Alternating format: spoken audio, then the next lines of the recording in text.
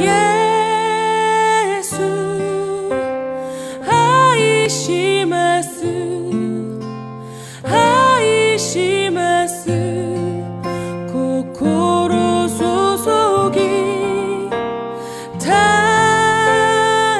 남자가 아주 잘생겼고 여자도 아주 멋진 커플을 우리가 환상적인 커플 이렇게 이야기를 합니다.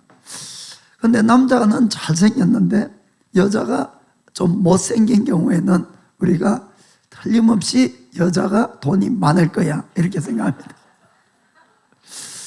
반대로 남자는 못생겼는데 여자가 아주 미인인 경우는 틀림없이 저 남자는 아주 뛰어난 능력이 있을 거야 이렇게 생각합니다. 그런데 남자도 여자도 못생긴 두 사람이 만났을 때는 틀림없이 저 두 사람은 마음으로 서로 사랑할 거야 라고 한답니다. 자, 오늘 본문 말씀은 우리 요한복음 15장 16절 보겠습니다. 자, 앞부분만 너희가 나를 택한 것이 아니요 내가 너희를 택하여 세웠나니. 아멘. 예수님 말씀이 현재 그 요한복음 16장에 계속 있는데 예수님은 우리들에게 너희가 나를 택한 것이 아니고 내가 너희를 택하여 세웠다 이렇게 말씀하십니다. 사실 우리가 잘 생각해보면 내 기억에는 아니 내가 예수님을 믿었지 어떻게 예수님이 나를 택했을까 이렇게 생각할 경우가 있죠. 그러나 지난 시간에도 말씀드렸지만은 우리가 예수님을 믿는 것은 특별한 하나님의 계시를 받지 않으면 믿을 수가 없습니다. 예수님이 동정녀 마리아에게서 나시면 하나님인 것과 또 죽으시고 부활하심이나 예수님의 십자가의 이 죽음이 곧 내 죄를 사하는 것이다 이런 것이 믿어질 수 있는 것은 절대로 우리가 인간적으로 믿어질 수 있는 것은 아닙니다. 그렇기 때문에 실제로 예수님이 나를 택했다는 말이 맞는다는 것이에요. 예수님이 나를 택해서 성령님을 보내주시고 그 사실이 내 마음에 깨달아지도록 하시고 믿어지게 하신 것은 주님이지 내가 아니다 이런 이야기입니다. 그래서 주님이 우리를 택해서 택한 사람이기 때문에 그런 깨달음이 올 수가 있다는 것을 꼭 믿기를 바랍니다. 그럼 여러분이 그것이 믿어진다면 나는 하나님께 택함을 받은 사람이에요. 그렇죠? 좀 감격하고 살아셔야 됩니다. 늘 세상에 뭐 돈이 좀 있다 없다 이것 때문에 자꾸 기분이 왔다 갔다 하지 마시고 나는 예수님이 정말 십자가의 그 사건이 내 죄를 사하는 것이 믿어지면은 이거는 그냥 믿어진 것이 아닙니다. 내 능력이 아니에요. 주님이 나를 택해서 믿게 해주신 겁니다. 그러니까 주님이 나를 택했다 이렇게 말씀합니다. 이것이 얼마나 축복인가 한번 생각해 보세요. 사람이 죽으면 그만이 아니고 반드시 심판이 있고 천국과 지옥이 갈라지는데 이것이 믿어지는 사람만 천국 들어갈 수 있잖아요. 그러니까 얼마나 내가 복받은 사람입니까? 자, 그러면 오늘은 왜 주님이 나를 택해 주시는가 그거를 우리가 함께 은혜를 나누고자 합니다. 15장 16절 중간에 보겠습니다. 자, 내가 너희를 택하여 세웠나니 이는 왜? 이는 너희로 가서 과실을 맺게 하고 또 너희 과실이 항상 있게 하여. 아멘. 무슨 말입니까? 열매 맺는 삶을 살게 하기 위해서 우리를 택했다 그 이야기입니다. 아멘. 그렇습니다. 그래서 주님이 우리를 택한 목적, 오늘 첫 번째는 하나님의 구원의 목적은 우리가 열매 맺는 데 있다는 것을 꼭 깨닫기를 원합니다. 그래서 15장 8절에도 보면은 이렇게 되어 있습니다. 같이 읽읍시다. 너희가 과실을 많이 맺으면 내 아버지께서 영광을 받으실 것이요 너희가 내 제자가 되리라. 아멘. 그래서 그 과실도 조금 맺는 것이 아니고 우리가 많이 맺으면 맺어갈수록 그것이 하나님께 영광이 되고 분명한 예수님의 제자가 된다는 것입니다. 그러면은 내가 열매를 못 맺으면은 나는 하나님께 영광을 돌릴 수도 없고 예수님의 제자가 안 되는 겁니다. 그렇죠? 그래서 우리가 정말로 내가 예수를 믿는 거듭난 크리스찬이라면은 우리는 딴 데 자꾸 신경 쓸 것이 아니고 나의 인생 가운데서 열매를 맺어야 되는 것입니다. 열매는 또 나중에 말씀은 드리겠습니다. 그래서 우리가 일본에 예를 들어가지고 일본에 1억 5천 몇백만 명이 있습니다. 일본 이 땅에는. 그런데 그 중에 진짜로 주일날마다 교회를 가는 크리스찬 숫자는 28만 명에서 30만 명밖에 안 됩니다, 여러분. 그러면은 퍼센테이지로 따지면은 0.25%예요. 그건 무슨 말입니까? 1000명 중에서 3사람 정도만 교회를 간다 그 뜻이에요. 2사람, 3사람만. 여러분 옆에 있는 분이 얼마나 귀한 분인 줄 아시겠습니까? 1000명 중에 3사람 꼴밖에 지금 일본에서 교회를 안 간다 이런 이야기입니다. 그렇게 택함을 받은 귀한 존재들인데, 그런데 나는 하나님께 이렇게 택함을 받고 귀한 존재야. 그러고는 구원받았다고 아무것도 안 하고 있으면은 여러분 구원 못 받습니다. 사실은. 그것이 아니라 왜 우리를 하나님이 택했다고요? 열매 맺으라고. 그래서 성경에는 많은 곳을 보면은 열매 맺지 못하는 가지는 잘라서 버린다. 열매 맺지 못하는 나무는 뽑아서 불에 던진다. 이런 말씀이 수없이 있잖아요. 왜 그렇습니까? 하나님은 우리를 택하신 대신에 우리의 삶을 통해서 반드시 열매를 요구한다는 것을 꼭 여러분 명심하셔야 됩니다. 자, 15장 1절 2절 보겠습니다. 내가 참 포도나무요 내 아버지는 그 농부라. 아멘. 예수님은 자신을 포도나무로 비유하시고 하나님 아버지가 농부라고 이렇게 말씀하셨습니다. 자, 그 다음에 이제 2절에는 무릇 내게 있어서 과실을 맺지 아니하는 과지는, 내게 있는데도 과실을 맺지 아니하는 가지는 아버지께서 이를 제 버리시고 이렇게 되어 있습니다. 일본어 성경에는 와타시노 에다데 나의 가지인데도 이렇게 되어 있거든요. 그건 무슨 뜻입니까? 예수를 믿는다는 뜻이에요. 그렇죠? 믿었는데도 과실을 맺지 못하면 잘라서 버린다고 말씀합니다. 하나님이 우리에게 열매를 맺는 것을 얼마나 갈망하고 계시던가 하면 그 다음 봅시다. 무릇 과실을 맺는 가지는 더 과실을 맺게 하려 하여 이를 깨끗게 하시느니라. 아멘.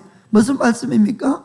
그래도 그 나름대로 신앙생활을 좀 이렇게 한다고 하는데도 힘들고 어려운 일들이 온다는 겁니다. 한마디로 이를 깨끗이 한다는 뜻은 장가지 치기를 한다 그 뜻이에요. 장가지. 쓸데없는 가지, 딴 길 가는 거 다 막아버리고 다 잘라버리고 그런 이야기입니다. 그래야만이 과일이 더 잘 맺어질 수 있죠. 아멘. 그렇기 때문에 예수를 믿어도 더 잘 믿고 더 많은 열매를 하나님은 우리에게 요구하고 있다는 것을 꼭 기억하시길 바랍니다. 그 마태복음 7장 19절에 아름다운 열매를 맺지 아니하는 나무마다 지켜 불에 던지고나니라. 아멘. 자, 누가복음 13장 6절에서 9절. 자, 이에 비유로 말씀하시되 한 사람이 포도원에 무화과 나무를 심은 것이 있더니 와서 그 열매를 구하였으나 얻지 못한지라. 과원지기에게 이르되 내가 3년을 와서 이 무화과 나무에 실과를 구하되 얻지 못하니 찍어 버리라. 어찌 땅만 버리느냐. 아멘. 하나님도 언제나 연수를 정해놓고 그 안에 열매 맺지 못하면 뽑아 버린다는 것을 여러분 아셔야 됩니다. 언제까지 참으시는 분 아니세요. 자, 8절에 보니까 대답하여 가로되 주인이여 금년에도 그대로 두소서. 내가 두루 파고 거름을 주리니. 9절 이후에 만일 과실이 열면 이언이야. 그렇지 않으면 찍어버리소서 하였다 하시니라. 아멘. 이와 같이 하나님은 분명히 우리에게 더 많은 열매를 요구하고 있다는 것을 여러분 꼭 기억하시길 바랍니다.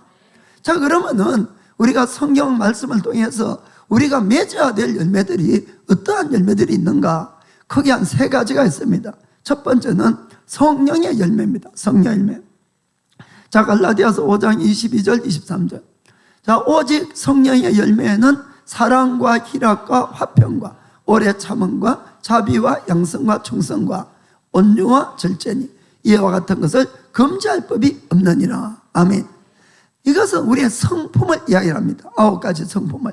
그런데 이 성품은 사실 예수님의 성품입니다. 아멘. 예수님의 성품. 그래서 예수 믿는 우리가 어떤 의미인가 하면은 성령님을 통해서 성령의 열매를 맺고 예수님을 닮아가는 것이 하나님이 우리를 택한 목적이라는 것을 꼭 기억하시길 바랍니다. 그래서 에베소서 4장 15절에도 오직 사랑 안에서 참된 것을 말하여 범사에 그에게까지 자랄지라. 그는 머리니 곧 그리스도라. 아멘. 범사는 모든 면에 있어서 예수님을 닮아가라, 그 뜻입니다. 우리가 어떤 면은 좀 주님을 닮는데 어떤 면은 그렇지 않은 것도 많이 있어요. 그렇기 때문에 주님은 가지치기를 하면서 모든 면에서 우리가 예수님을 닮아가도록 우리를 인도하고 계신다는 것을 꼭 여러분이 명심하셔야 되는 것입니다. 여러분, 사단은, 우리 인간은 원래 누구를 닮았습니까? 누구를? 하나님을 닮았다고 되어 있죠. 하나님의 형상으로 우리 인간은 만들어졌습니다. 원래 하나님의 형상으로 만들어진 우리 인간을 사단은 유혹해서 죄라는 것을 짓게 만들었어요. 그러니까 죄가 들어오니까 우리가 누구를 닮아갑니까? 사실 마귀를 닮아가지요. 그래서 요한복음 8장 44절 보면은 너희 아비는 마귀다라고 예수님 말씀합니다. 너희 아비는. 그렇기 때문에 솔직하게 우리가 지금 예수님을 더 닮았습니까? 마귀를 더 닮았습니까? 참 안타깝게도 마귀를 닮은 경우가 많이 있다, 이런 얘기입니다. 마귀를 닮은 것이. 그렇게 왜냐하니까 죄라는 것이 들어오니까 사람이 하나님의 형상이 끼워져 버리고 마귀를 닮아간 것이에요. 그래서 하나님께서 이 땅에 오셔서 우리를 다시 한번 죄를 제하시고 우리를 누구의 형상으로 변화시키려고 하면 하나님의 형상으로 만들어가는 것이 하나님이 지금 우리를 통해서 하려고 하는 것이에요. 내가 지금까지 죄인이다 보니까 어떻게 내가 하나님의 형상이 되냐 이렇게 할지 모르겠지만은 원래 나는 하나님을 닮은 사람이에요. 여러분이 그렇게 믿으셔야 됩니다. 자꾸 우리 아비 마귀를 따라가려고 그러지 마시고 나는 원래 하나님을 닮은 하나님의 자녀인데 지금 우리가 죄가 들어와서 마귀의 형상이 된 것이에요. 그래서 하나님께서는 아들 예수님을 이 땅에 보내주시고 죄의 문제를 해결해 주시고 성령님을 보내주셔서 다시 우리를 하나님의 형상으로 변화시켜 가는 겁니다. 여러분 이거 꼭 잘 깨닫고 하셔야 되는 것입니다. 그래서 우리 보고 성경이 너희가 하나님의 아들 예수님을 본을 삼아서 닮아가야 된다 그럴 때 아이고 나는 도저히 못해 이러시면 안 된다는 것이에요. 그것이 아니고 여러분들이 지금 있는 모습에서 가는 것이 아니고 원래 내가 하나님의 형상인데 하나님의 형상으로 돌아간다고 믿으셔야 됩니다. 원래 나는 하나님의 형상이었어. 그런데 마귀놈 때문에 내가 속아가지고 이렇게 지금 이렇게 됐지만은 나는 원래 모습으로 돌아갈 거야. 여러분 이렇게 믿으셔야 됩니다. 그것이 정말 맞는 것이에요. 왜 에덴 동산에서 쫓겨났습니까? 죄 지었으니까. 죄를 지어서 쫓겨났는데 하나님은 다시 우리를 에덴 동산으로 회복시켜 가는 것 아닙니까? 사실 천국 가는 것이 하나님의 형상. 그러면은 에덴 동산으로 다시 들어가려면은 우리는 죄가 씻음을 받고 다시 하나님의 형상으로 회복해야만 들어갈 수가 있는 겁니다. 그래서 주님은 예수님을 보내서 죄 문제를 해결해 주시고 성령님을 부어주시고 우리가 육신을 쫓지 않고 성령을 따라 살려고 몸부림을 치가면 조금씩 변화가 일어나는 겁니다. 불가능을 하나님이 요구하는 것이 아니에요. 다 하나님께서 할 수 있도록 만들어주시고 우리로 하여금 하나님의 형상을 닮아가라. 그렇게 해서 우리가 영원히 천국에서 살 수 있다는 것을 정말 믿기를 주님으로 축복합니다. 여러분들이 저의 40년 전 모습을 못 봐서 그렇지 저는 마귀보다 더 했습니다. 그러니까 제가 이 신앙생활을 하면서 사람이 변하는구나. 저는 그거를 제가 느낍니다. 제 자신도 많이 바뀌었습니다. 제 아내한테 물어보면 제일 잘 알 거고. 그 정말 바뀝니다. 사람이 어떻게 바뀌는가 하면은 내가 육신을 쫓지 않고 성령을 쫓으려고 몸부림쳐야 돼요. 이거는 뭐 다른 수가 있는 것은 아니더라고요. 그러면은 조금씩 변화가 일어나고 정말 못 참는 것도 참게 되고 또 더 사랑 못하는 것도 사랑하게 되고 이렇게 되는 거예요. 여러분 그 여러분들이 꼭 주님의 형상을 닮아가셔야 됩니다. 옆에 분 보고 옛날 카다 또 육신으로 돌아가면 안 되니까 나는 원래 하나님의 형상이야. 나는 원래 하나님의 형상이야. 나는 원래 하나님의 형상이다. 아멘. 두 번째는 우리가 의의 열매를 맺어가는 겁니다. 의의 열매. 자, 빌립보서 1장 11절.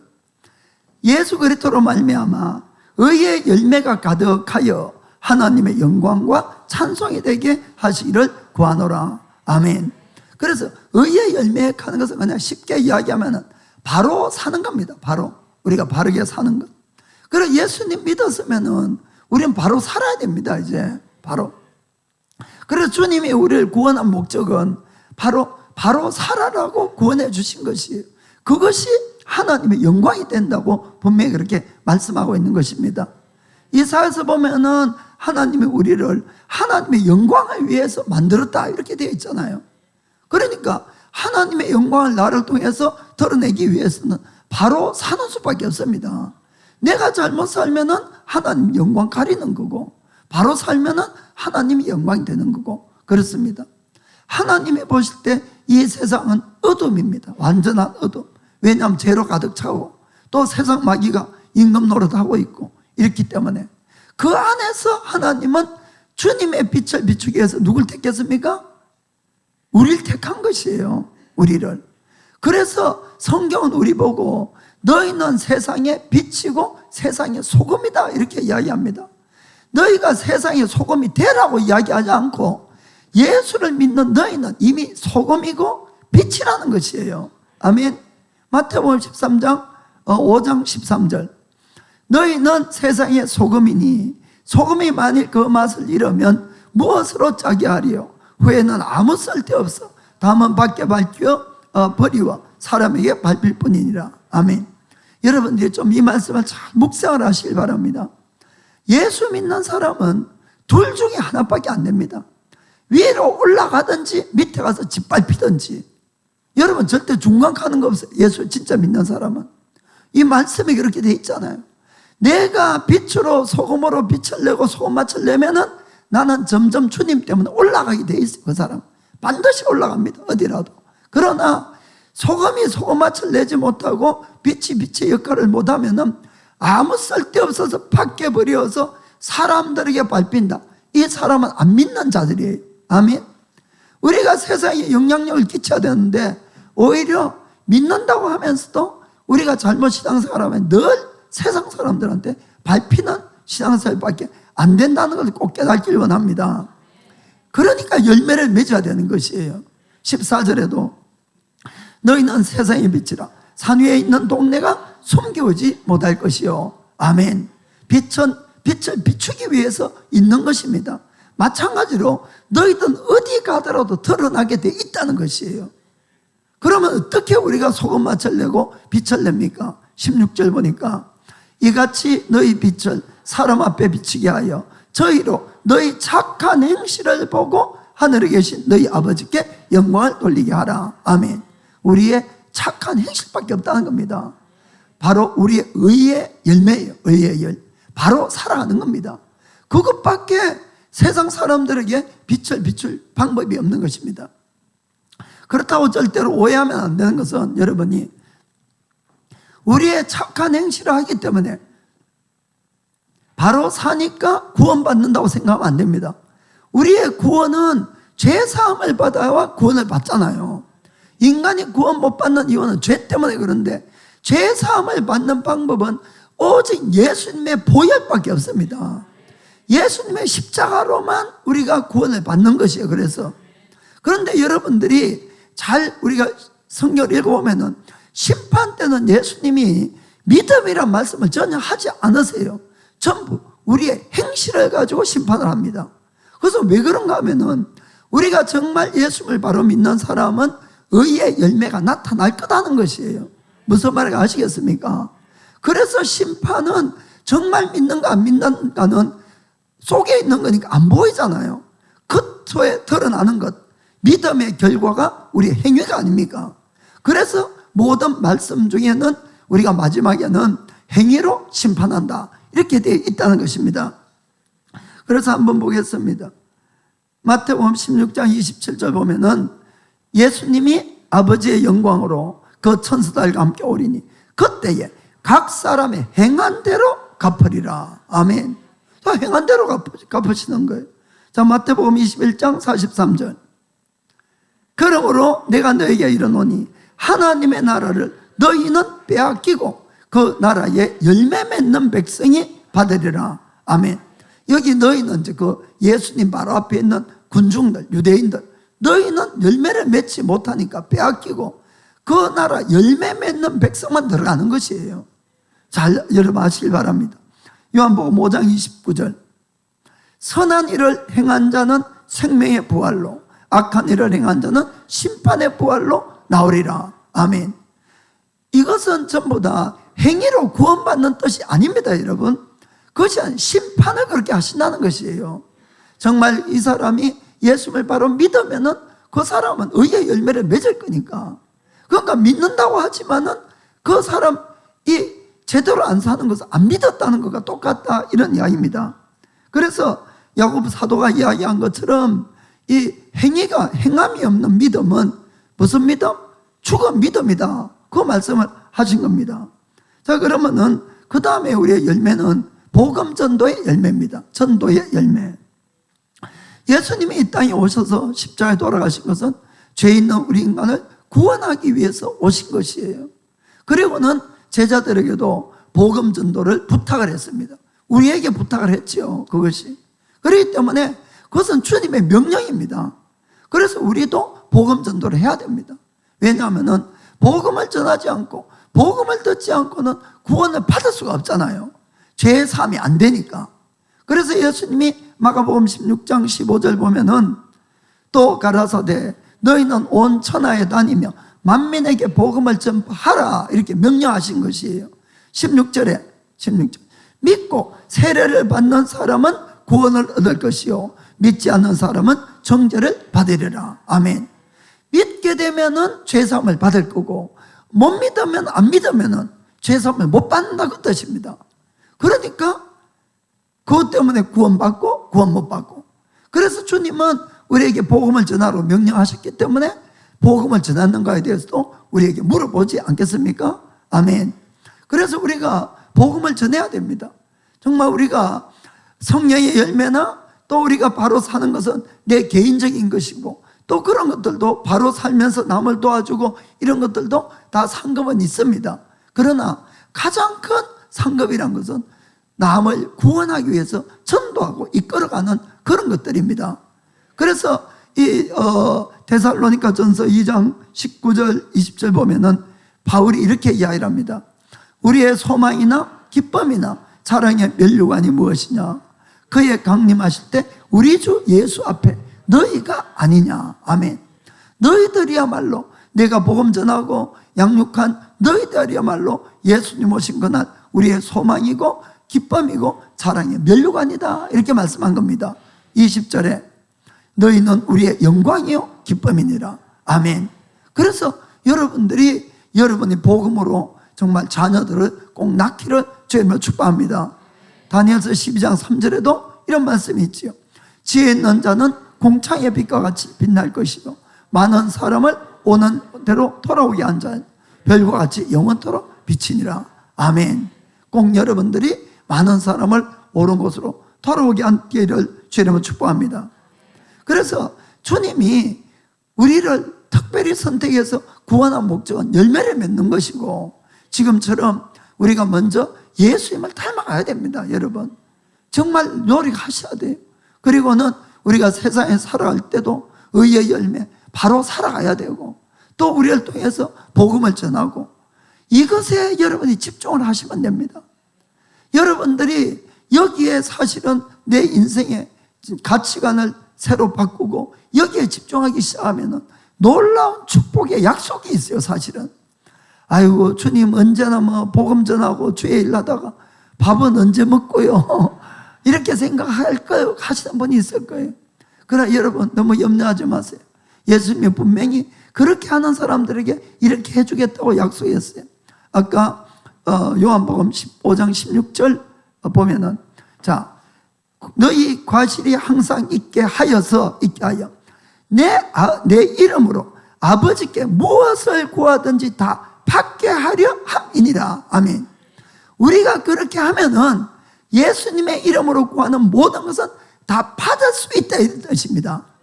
그 성경에 그렇게 적혀 있잖아요. 무엇이라도 구하면 다 받게 해주려고 너희가 이렇게 바뀌라는 것입니다. 열매를 맺는 삶을 살아라. 아멘. 여러분이 100번 뛰다는 것보다도 주님에 딱 붙어가 기도하는 것이 빠릅니다. 그걸 뭐 알아야지 뭐. 맛을 봤어야 맛을 보지. 정말 여러분들이 인생 살아가는 것을 지혜롭게 좀 하시길 바랍니다. 정말 여러분들의 초점을 이것을 바꾸세요. 그 예수님 말씀하잖아요. 너희가 뭘 입어야 되고 뭐 마셔야 되고 다 알고 있다고. 너희 아버지는 다 알고 있다고. 그런 것은 다 이방인이 구한다고. 예수 안 믿는 사람이 그런 거 구하고 너희는 먼저 하나님의 나라와 그의 의를 구해라. 그러면 다 이런 의식주도 다 더하여 줄게. 아멘. 그 정말 말씀을 믿고 여러분들이 행함이 없으면 아무 소용이 없어요. 그래서 정말 여러분들이 한번 행하시길 바랍니다. 자, 그럼 열매 맺는 방법이에요. 열매 맺는 방법. 자, 그러면은 이런 열매를 내 노력으로 예수님을 닮아갈 수 있습니까? 절대로 불가능하죠. 이쪽 밤 때렸는데 어떻게 이쪽 밤 냅니까? 2대 더 때리지. 갑자기 이런 유머가 생각났는데 할까 말까. 갑자기 어떤 언제 청년이 교회 장로님의 뺨을 탁 때린 거예요. 그러면 장로님이 화를 벌컥 내면서 이놈 어디다 어른한테 뺨을 때려 2대를 탁탁 때렸어요. 그러니까 이 청년이 신 것이 어디만은 장로님도 말씀 안 지키네 있겠어요. 그래 왜 그러니까 아니 저 성경에 보니까 마태복음에 오른뺨을 때리면 왼뺨을 내밀려라 그러는데 자기가 이제 이 교회에 와서 우리 교회에서 누가 믿음이 제일 좋은가 보니까 장로님인 것 같아서 장로님 뺨을 한번 때린다는 거예요. 그런데 장로님한테 2대 맞았잖아. 그러니까 장로님이 그걸 들으니 좀 부끄러웠어요. 그러니까 이야기하기를 장로님이 야 이놈아 성경에 오른뺨을 때리면 왼뺨을 내밀려고 돼 있잖아. 네가 때리기는 왼뺨이잖아. 라고 했답니다. 이러다 보면 이제 어디 하는가 정신이 없어야죠. 그래서 우리가 내 힘으로는 절대 예수님 못 따라갑니다. 이거는 따라갈 수도 없고 바른 일을 할 수도 없고 이건 안 되는 거예요. 그래서 주님은 열매를 맺는 방법까지도 다 말씀해주고 계십니다. 그 15장 4절 5절 보겠습니다. 내 안에 거하라. 나도 너희 안에 거하리라. 가지가 포도나무에 붙어있지 아니하면 절로 과실을 맺을 수 없음 같이 너희도 내 안에 있지 아니하면 그러하리라. 5절에 나는 포도나무요 너희는 가지니 저가 내 안에 내가 저 안에 있으면 이 살아온 과실을 많이 맺나니 나를 떠나서 너희가 아무것도 할 수 없음이라. 아멘. 자원 어떠한 일이 있어도 포도나무 되는 예수님께 딱 붙어있다 이런 이야기입니다. 이것밖에 방법이 없다는 것이에요. 너희가 나를 떠나서는 아무것도 할 수 없다는 겁니다. 영적인 원리나 세상적인 원리나 다 하나님이 만드셨기 때문에 원리는 다 똑같은 것이에요. 우리가 실제로 나무를 한번 생각해 봅시다. 나무에는 가지가 있고 열매는 어디 맺습니까? 가지에 맺어요. 가지에.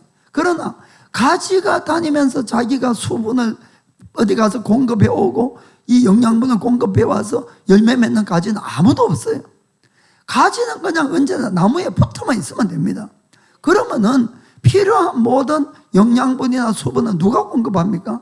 나무가 공급하게 되어 있는 것이 나무가 뿌리를 깊이 내려서 수분을 빨아당기고 또 영양분을 빨아당기고 이렇게 해서 이 가지에게 계속 공급을 하면은 그러면 때가 되면은 저절로 아름다운 가지를 맺게 되어 있다 이런 이야기입니다.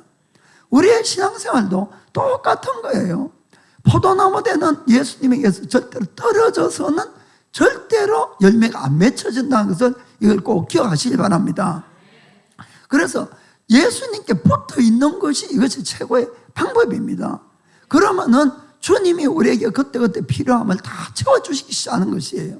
그리고는 영양분도 수분도, 그리고 어느 날 때가 되면은 인내하고 기다리면은 반드시 아름답고 풍성한 열매들을 많이 맺어갈 수가 있는 겁니다.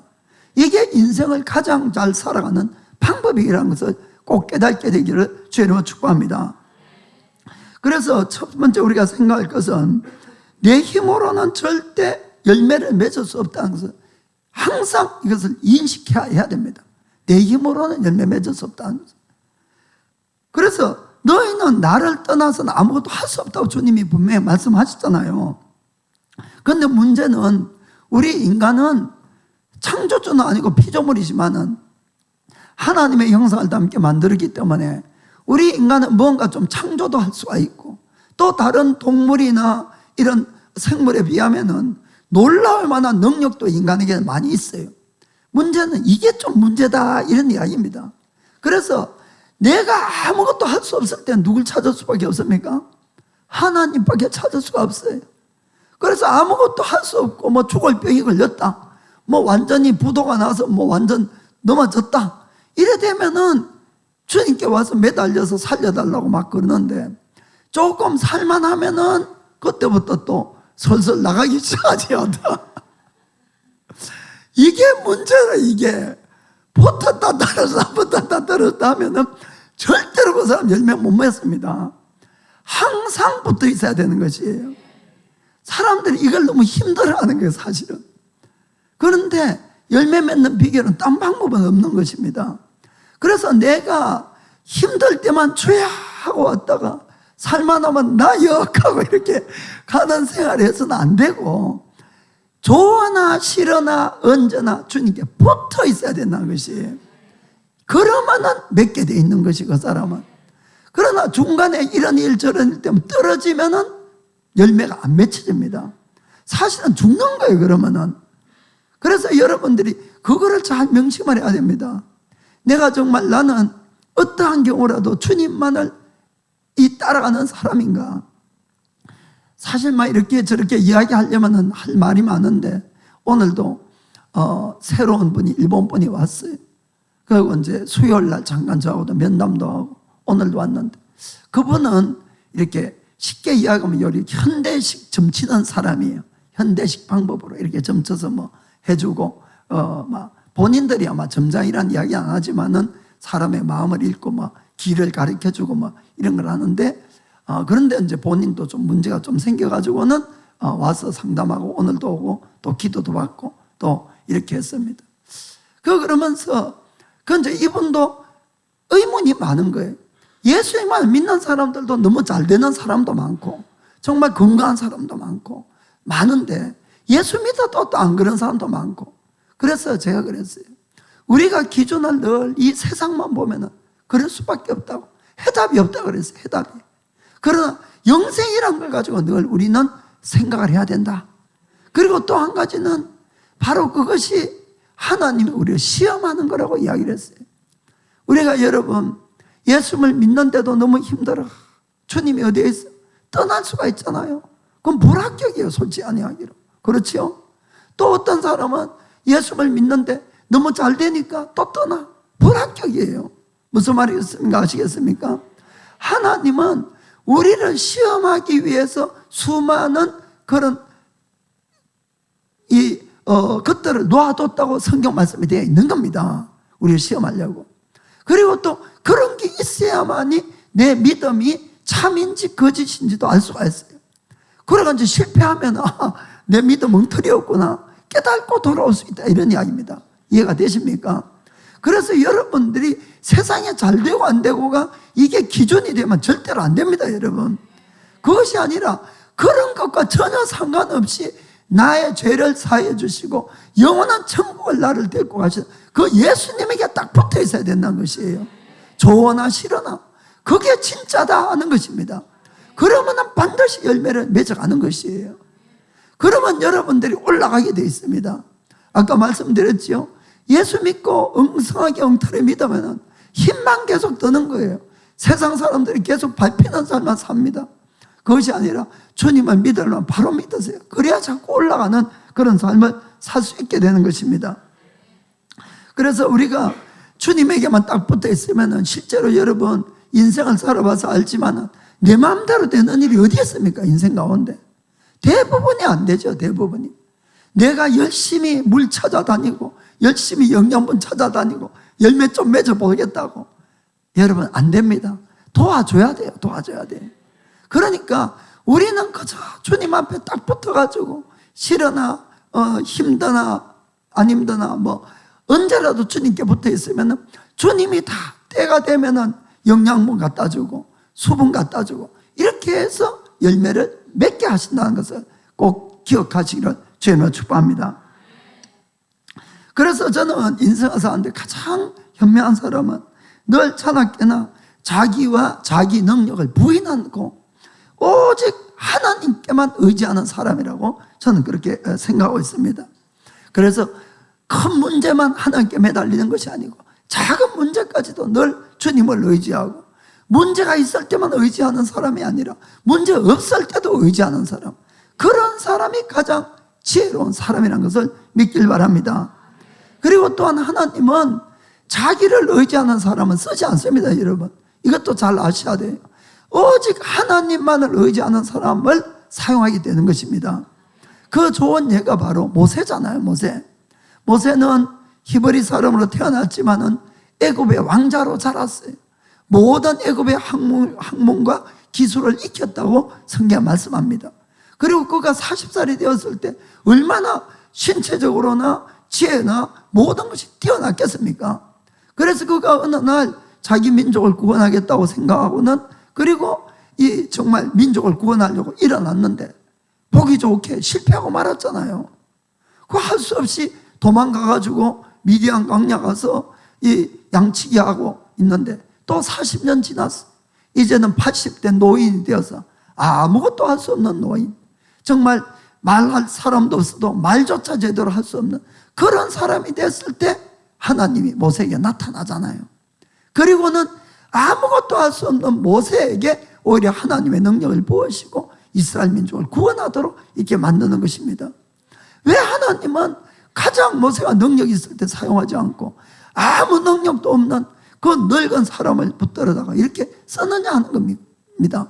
그것은 바로 그때는 모세는 자기가 의지할 수 있는 것은 아무것도 없기 때문에 오히려 아무것도 없으니까 오직 하나님만 의지할 수밖에 없는 겁니다.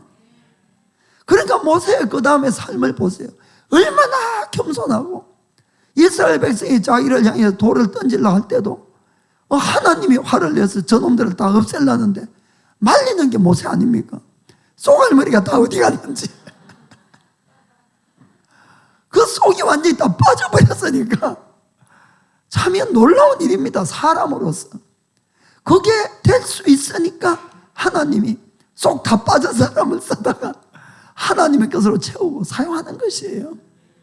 그래서 우리가 능력이 있고 없고 나이가 어떻고 아무 상관이 없습니다. 여러분 하나님 앞에는 정말로 그릇을 준비하면 됩니다. 그릇을.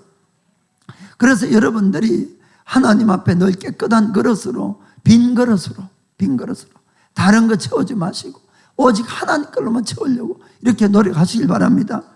그래서 사도 바울은 이렇게 고백하지 않습니까? 고린도후서 12장 9절 10절 내게 이르시기를 내 은혜가 너에게 족하도다. 이는 내 능력이 약한 데서 온전하여 짐이니라 하신지라. 이러므로 도리어 크게 기뻐함으로 나의 여러 약한 것들에 대하여 자랑하려니 이는 그리스도의 능력으로 내게 머물게 하려 함이니라. 아멘. 바울은 깨달은 겁니다. 하나님의 능력에 머무는 비결을 자기의 연약한데 하나님이 오신다는 것을 안 것이에요. 그래야 하나님께만 영광을 돌리고 하나님께만 영광을 돌리겠죠. 아멘. 그래서 10절에 또 이렇게 고백하죠. 그러므로 내가 그리스도를 위하여 약한 것들과 능력과 궁핍과 핍박과 곤란을 기뻐하노니 이는 내가 약할 그때에 곧 강함이니라. 아멘. 그래서 절대로 부족한 것 있다고 못하는 거 있다고 그것 가지고 낙담할 필요는 하나도 없습니다. 주님 앞에 바로 살려고 하세요. 그리고 주님 앞에 붙어 있으려고 애를 쓰실 바랍니다. 그러면은 주님이 다 채워주시는 것이에요. 정말 믿기를 축복합니다. 자, 그러면 실제로 우리가 예수님 안에 우리가 머문다는 것이 뭐냐는 것을 한번 구체적으로 보겠습니다. 자, 요한복음 15장 4절. 자, 먼저 주님이 우리가 내 안에 거하라 그래. 내 안에 거하라. 그러면 나도 너희 안에 거하리라. 아멘. 그리고 거하는 것이 두 가지가 있죠. 예수님이 내 안에 거하고 우리가 예수님 안에 거하고. 자, 그럼 이것이 무슨 뜻이냐? 그러면은 먼저 우리가 예수님이 우리 안에 거하는 것을 한번 생각해 보겠습니다. 7절 말씀에 보면은 7절에 이렇게 되어 있습니다. 너희가 내 안에 거하고 내 말이 너희 안에 거하면, 이렇게 되어 있어요. 표현이 좀 다릅니다. 아까는 너희가 내 안에 거하고 내가 너희 안에 거하면, 이렇게 되어 있었어요. 자, 그래서 여기에 예수님이 우리 안에 거하는 것과 예수님의 말씀이 내 안에 거하는 것이 똑같다는 것을 말씀하고 있죠. 아멘. 그래서 예수님이 내 안에 거한다는 뜻은 예수님의 말씀이 내 안에 거하는 걸 의미하는 것입니다. 예수님은 말씀의 하나님이에요. 말씀의 하나님. 자, 요한복음 1장 1절부터 4절 읽어보면은 명백하게 그렇게 되어 있습니다. 태초에 말씀이 계시니라. 이 말씀이 하나님께 함께 계셨으니 이 말씀은 곧 하나님이시니라. 2절. 그가 태초에 하나님과 함께 계셨고 만물이 그로 말미암아 지은 바 되었으니 지은 것이 하나도 그가 없이는 된 것이 없느니라. 그 안에 생명이 있었으니 이 생명은 사람들의 빛이라. 아멘. 태초에 말씀이 있고 그 말씀이 하나님이라고 했습니다. 그 말씀을 통해서 모든 만물이 만들어졌다고 분명히 말씀합니다. 그리고 14절에 보니까 14절 말씀이 육신이 되어 우리 가운데 거하시며 우리가 그 영광을 보니 아버지의 독생자의 영광이요 은혜와 진리가 충만하더라. 아멘. 하늘에 계신 말씀이라는 이 하나님이 이 땅에 육신의 몸으로 입고 오신 분이 예수님인 겁니다. 명백하게 그렇게 적혀 있지 않습니까? 그래서 예수님께서 그 말씀을 가지고 치유를 하시고 그 말씀이 곧 하나님이에요. 그 예수님이 이렇게 요한복음 6장 63절 보면 그렇게 말씀하잖아요. 내가 이르는 이 말이 곧 영이요 생명이라. 아멘. 그래서 주의 말씀이 영이고 생명이기 때문에 그것이 내 속에 와 있다는 것은 예수님이 내 속에 있다는 겁니다. 이걸 여러분들이 잘 이해를 하시길 바랍니다. 아멘. 그렇습니다. 자, 그러면은 그 예수님이 내 속 말씀이 있다는 뜻은 그럼 구체적으로 어떤 걸 의미하는가? 자, 우리가 예수님을 우리가 구주로 영접하죠. 그렇죠? 영접하는데 예수님을 나의 왕으로 영접합니다. 주인으로, 왕으로, 구주로 이렇게 영접한다는 그 말씀은 예수님의 말씀을 나의 첫 번째 인생의 삶의 첫 번째 기준으로 삼고 앞으로는 주의 말씀 따라 살겠습니다는 서약하고 똑같은 것이에요. 이해가 됩니까? 내가 예수님을 왕으로 모십니다 해놓고는 예수님 말씀을 대로 안 산다는 것은 그 왕을 무시하는 겁니다. 그렇습니다. 분명히. 그렇기 때문에 우리가 예수님을 나의 왕으로 모신다, 말씀을 내 속에 모신다는 것은 그분의 말씀대로 내가 살아간다는 것을 의미하는 겁니다. 그 약속이에요. 그러면 실제로 우리가 그럼 예수님 안에 머문다는 것은 뭐냐? 우리가 예수님 안에, 그것은 내 속에 계신 이 말씀대로 실제로 살아가는 것을 의미합니다. 그 어려운 것은 아니에요. 한마디로 쉽게 이야기하면은 예수님 말씀대로 사는 것이 내가 주님 안에 붙어 있는 것이 되는 것이에요. 아멘. 그것은 분명한 것은 요한복음 15장 10절 보면은 예수님이 분명하게 그 말씀을 해주십니다. 15장 10절에. 자, 예수님이 내가 아버지의 계명을 지켜서 그의 사랑 안에 거하는 것 같이 너희도 내 계명을 지키면은 내 사랑 안에 거하리라. 아멘. 분명히 말씀해 주잖아요. 그래서 우리가 주의 말씀대로 사는 것이 바로 주님하고 연합돼서 하나가 되는 걸 의미하는 것입니다. 이건 너무너무 중요한 겁니다, 여러분. 그래서 우리가 말씀을 지켜도 되고 안 지켜도 되는 것이 아니고 말씀을 지키려고 좀 몸부림을 쳐야 됩니다. 내가 말씀을 못 지킬 때마다 나는 사실 주님과 떨어지는 것이에요. 무슨 말인지 아시겠습니까? 그러면 회개하고 그 점에 대해서 다시 주님과 연합하셔야 됩니다. 그래서 우리가 이 그냥 쉽게 머리로 그래 말씀 따라서 하는 것, 예수님과 거하는 것, 그러나 그것을 산다는 것이 얼마나 힘든 일입니까? 그렇기 때문에 우리가 이 말씀을 정말 내 것으로 받고 실행을 하셔야 되는 것이에요. 그래서 우리가 말씀을 아무리 많이 알아도 실행하지 않으면 전혀 나하고는 관계없는 말씀입니다. 이거는 진리를 알지니 진리가 너희를 자유롭게 한다는 말씀도 진리를 행할 때, 그 진리대로 살 때 그 진리 안에서 나는 자유한 것이에요. 머리로 아는 뜻이 아닙니다. 아멘. 그래서 우리가 말씀을 지키는 것이 하나님 안에 거한다는 것이 다른 구절에도 있습니다. 요한일서 3장 24절. 3장 24절.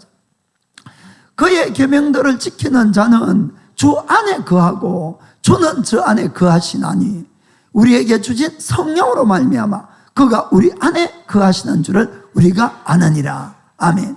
분명하게 말씀을 지키는 자가 주님 안에 거하고 주도 그 안에 거한다. 이렇게 되어 있습니다. 성령으로 알 수 있다고 되어 있습니다. 자, 그러면은 주님의 계명이 뭐냐? 계명은 참 많이 있는데 이 모든 계명을 다 요약을 하면은 어떤 것이 되느냐는 그것입니다. 그것은 23절에 나와 있어요. 23절. 그의 계명은 이것이니 곧 그 아들 예수 그리스도의 이름을 믿고 그가 우리에게 주신 계명대로 서로 사랑하라 할 것이니라. 아멘. 우리가 모든 사람이 다 예수를 서로 믿고 그리고 죄사함 받고 그리고 나서는 주님이 주신 계명대로 서로 사랑하라. 이 사랑은 인간의 육신의 사랑을 이야기하는 것이 아니고 하나님의 사랑으로 사랑하라 는 뜻입니다. 하나님의 사랑으로. 인간은 사랑한다 하면서 죽여요. 그렇죠? 그런 경우 많이 있잖아요. 왜 죽였어? 사랑해서 죽였다. 이것은 하나님의 사랑이 아니고 하나님의 사랑은 상대방을 살리기 위해서 내가 죽는 것이 하나님의 사랑이다. 그 뜻입니다. 남을 위해서 희생하는 사랑, 남에게 도움이 되는 사랑, 그것을 사랑이라고 이야기하는 것이에요. 그런데 우리 인간은 어떻습니까? 사실은 그런 사랑을 가진 사람은 없어요. 사실은 태어날 때부터 전부 다 이기적인 사랑만 가지고 우리가 태어난 것입니다. 그래서 우주도 지구도 다른 사람도 하나님조차도 전부 다 나를 위해서 존재하는 것처럼 그렇잖아요. 전부 나를 중심으로 다 돌아가게 만들어 놨어요.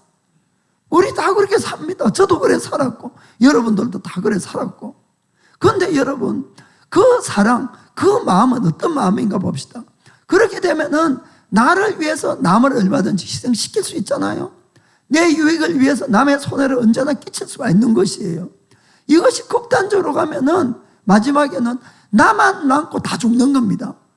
그렇잖아요. 그 사랑이 극단적으로 커지면은, 그럼 마지막에 다 죽으면은 자기도 죽는 것이 되는 것이에요. 이게 지금 세상 사람들이 하는 사랑이다, 이런 이야기입니다. 우리가 처음부터 사람이 이런 사랑으로 사랑 안 했어요. 제일 첫 번째 사람들의 사랑은 하나님의 사랑으로 사랑했어요. 아까도 말씀드렸죠. 에덴 동산 안에서 첫 번째 사람은 하나님의 형상을 가지고 만들어졌습니다. 그리고는 아담에게 하와를 데려왔을 때 아담이 뭐라고 고백합니까? 이는 내 뼈 중에 뼈요 내 살 중에 살이라고 얼마나 기뻐하면서 하와를 맞이했습니까? 그런 기분이면 자기 살도 정말 떼주겠지요. 그렇지 않겠습니까? 하와를 위해서 모든 걸 할 수 있는 그 사랑이었어요. 사실 죄가 딱 들어왔어요. 죄가. 그러니까 아담 보고 하나님이 너 왜 먹었어? 하니까 하나님이 만들어준 저 여자 때문에 먹었다고. 이것이 바로 죄라는 겁니다. 죄가 모든 사랑이고 하나님의 형상이고 다 파괴시켜가는 것이에요. 다 망쳐간 겁니다. 그래서 하나님은 우리에게 다시 사랑이 뭔지를 가르쳐 주려고 누굴 보냈습니까? 하나님의 아들 예수를 보내주신 것이에요. 우리가 하나님을 사랑한 것도 아니고 우리에게는 하나님의 사랑이 없습니다. 그래서 하나님이 진짜 사랑은 이거야 하고 다시 우리를 일깨워주기 위해서 보내신 분이 예수님이다, 이런 이야기입니다.